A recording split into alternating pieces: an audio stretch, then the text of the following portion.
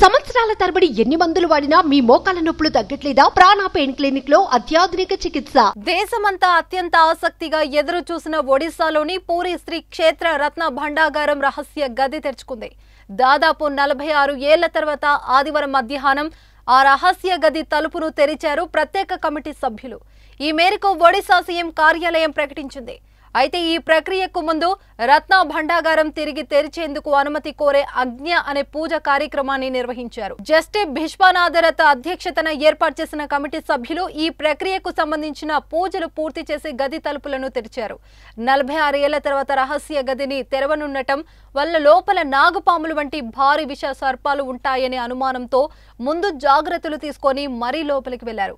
అయితే రత్న భండాగారాన్ని ఓపెన్ చేసే క్రమంలో పూరి ఎస్పీ పినాక్ మిశ్రా తీవ్ర అస్వస్థతకు గురయ్యారు. గదిలో ఉక్కపోత, గాలి లేకపోవడంతో ఎస్పీ పినాక్ మిశ్రా సొమ్మసిల్లి పడిపోయారు. ఇక వెంటనే ఆయనను ఆసుపత్రికి తరలించారు.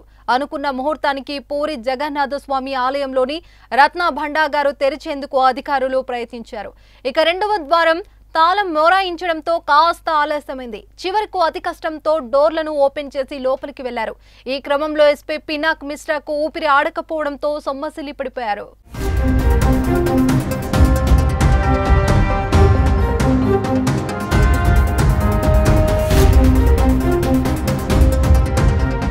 జగన్నాథుని సేవలకు అంతరాయం కలగకుండా తలుపులను తెరిచారు. 11 మంది ఈ ప్రక్రియలో పాల్గొంటున్నట్లు అధికారులు తెలిపారు.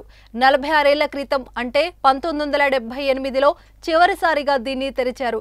రత్న భండార్లోకి కమిటీ సభ్యులు ప్రవేశించారు. మొత్తం ప్రక్రియను కమిటీ సభ్యులు వీడియో తీస్తున్నారు. స్వామివారి నగలు, ఆభరణాలను తరలించేందుకు బాక్సులను అధికారులు సిద్ధం చేశారు.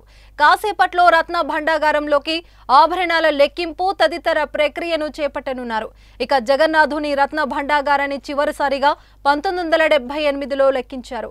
అప్పుడు రూపొందించిన జాబితా ప్రకారం 12,831 భరిల బంగారం, 22,153 భరిల వెండి, అత్యంత విలువైన రాళ్లతో కూడిన బంగారు ఆభరణాలు, ఇతర నగలు ఉన్నాయి. వీటిని లెక్కించడానికి అప్పుడు 70 రోజులు పట్టింది. మరి ఇప్పుడు ఎన్ని రోజులు పట్టనుందో చూడాలి. మరి